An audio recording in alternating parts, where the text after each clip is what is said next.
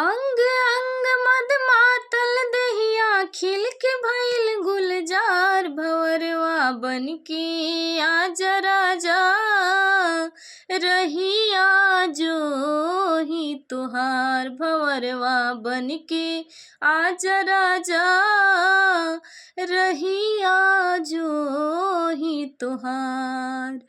अंग अंग मद मातल दहिया खिल के भइल गुलजार भंवरवा बनके आजा राजा रहिया जो ही तुहार भंवरवा बनके आजा राजा रहिया जो ही तुहार।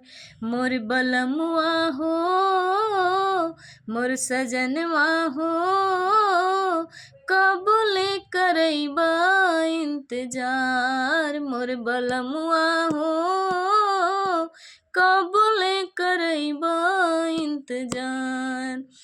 अंग अंग मद मातल दहिया खिल के भइल गुलजार मोर बलमुआ हो मोर सजनवा हो कबूले करैबा इंतजार मोर सजनवा हो